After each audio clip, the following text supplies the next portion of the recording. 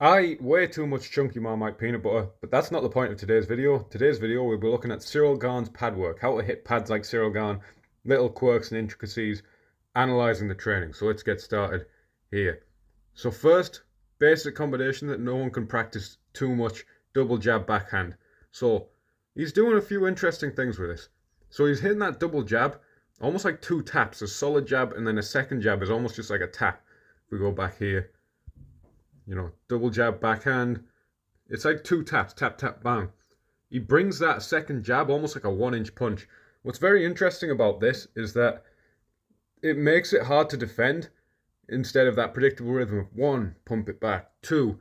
And also, even if you defend that first jab with a parry or a slip, that second jab comes in so quick that it's going to knock you off balance.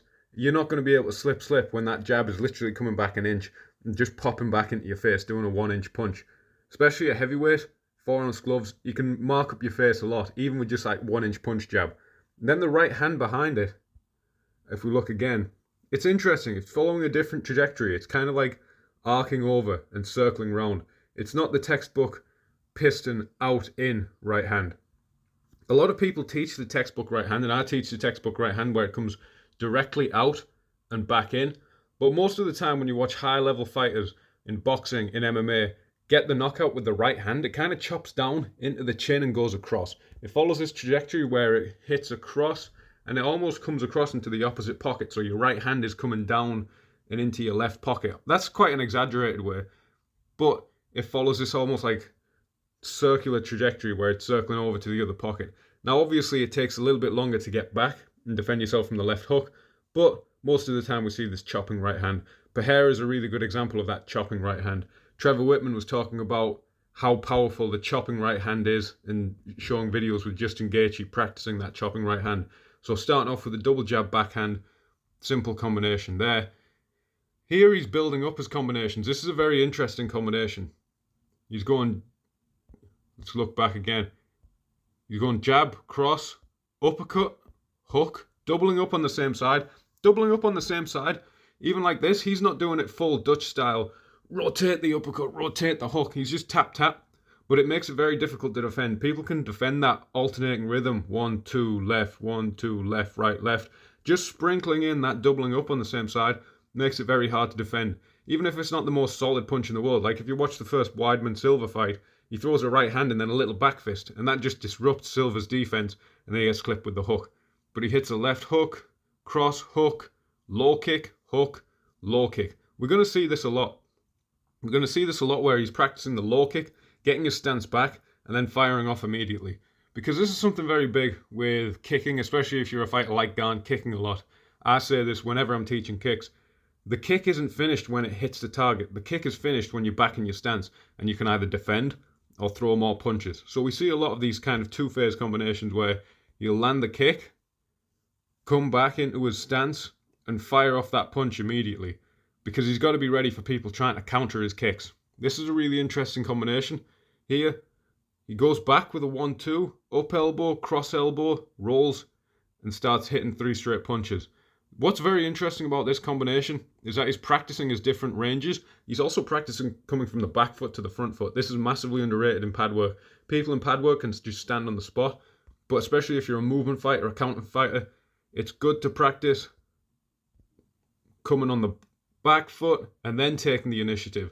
Elbows and then into the straight punches. He's also using his intuition to know what range to throw what weapon. He's not jumping in with an elbow and he's not trying to throw punches from too close. He's going between those ranges.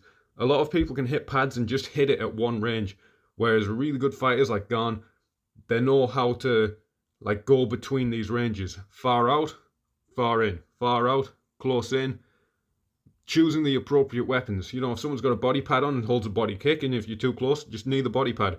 If someone's holding for a right hand, but they're too close, you can just decide to throw the elbow. Obviously, you need a lot of trust with your pad man, and this has been his pad man for his whole career, so there's a massive amount of trust here. Here, he's just repping that same principle, landing off the kick and firing straight back. Not massively trying to whack the pads each one.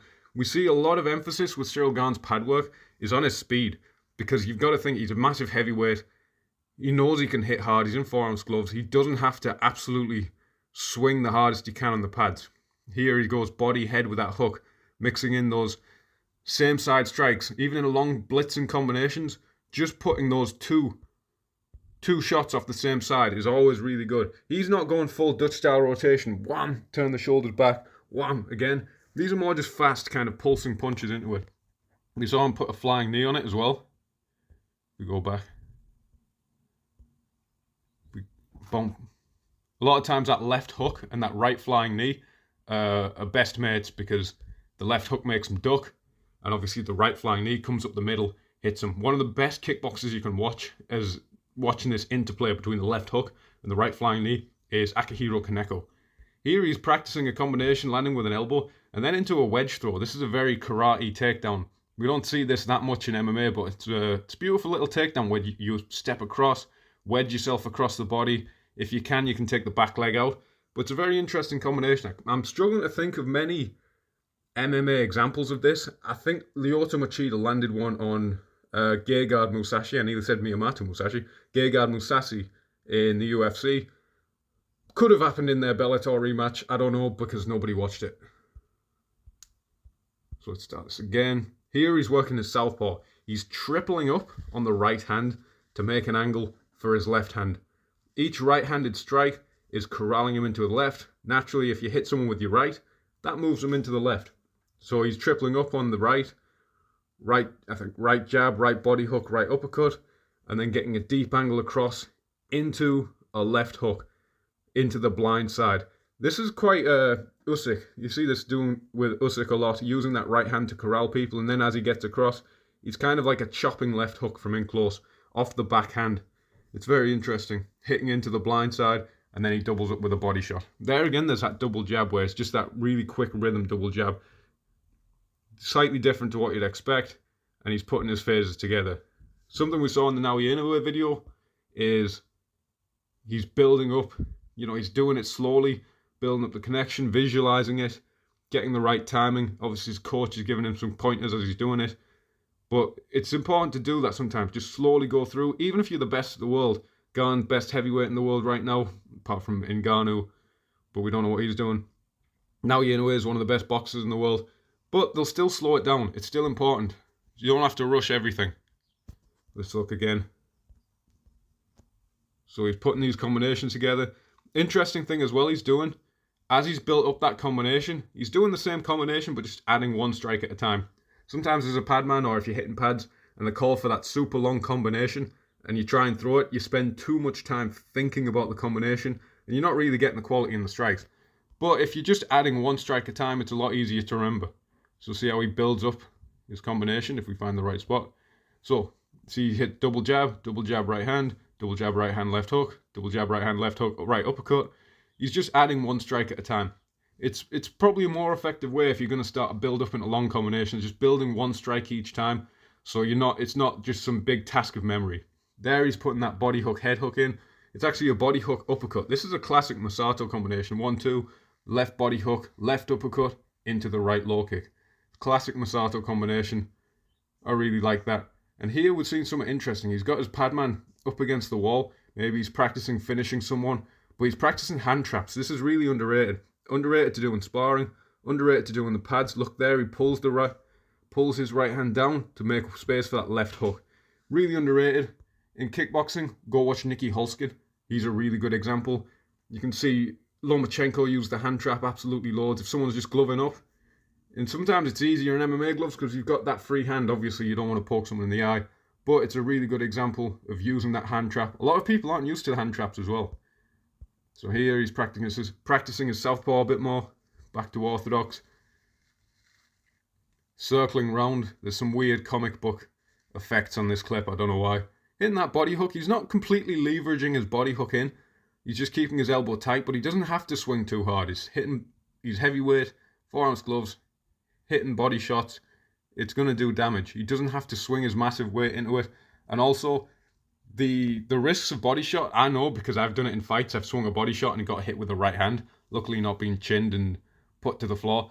But that body hook opens you up. So it's good to just hit it with speed, hit it tight, hit it with no wind up. And then he's able to go back upstairs really quick. So here he's practicing a bit of southpaw. He's going to go 1-2, step back, jab, left knee. So here he leans back, but that's fine. Because see how his weight was on his back foot, solid. He didn't go onto his back heel. And just a detail on this knee, especially opposite stance knees. A lot of people think right foot on the outside. Get your foot outside of their lead foot. So when they do this with the knee, they'll step way too close. Ciryl doesn't do this. He steps just slightly outside. But see how his foot is there? His foot's a little bit back. He's not stepped too deep outside where he's got no range for the knee. This is perfect range for the knee, and it comes across into that body pad. And the pad man's just having to give an extra little hand to that knee because, you know, he needs credit having held all these pads for Gane. I think it was did a lot of the pads for Ngannou as well. So putting the body pad on, a lot of damage there. Now some southpaw combinations. Here he's drilling those basic southpaw combination, double up with the lead side, that jab hook cross.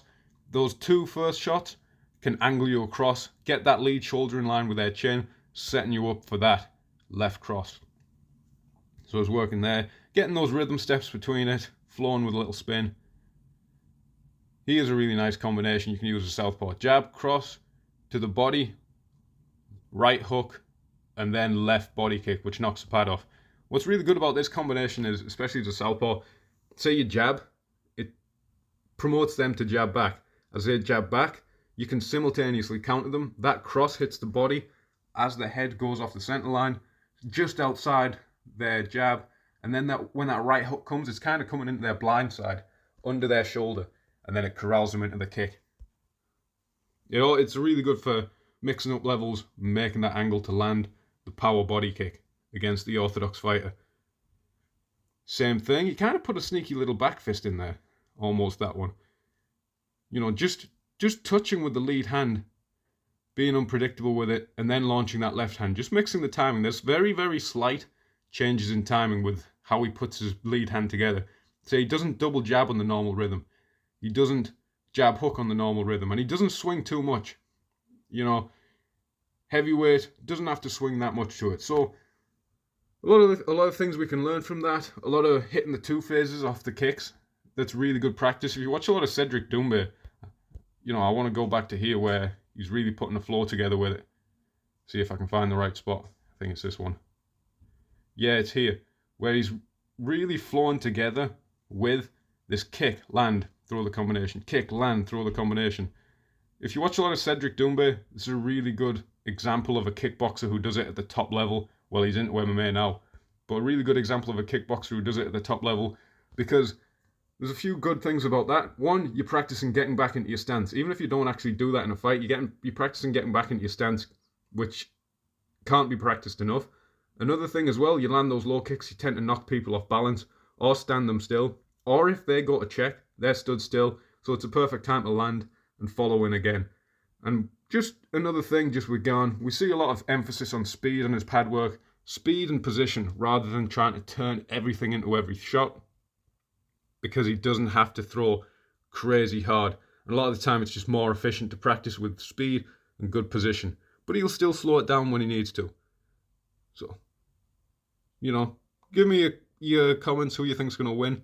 I think Gane, maybe by 4th round finish. 4th or 5th round finish or a decision. I don't think Jon Jones' kickboxing has looked incredible in his last few fights.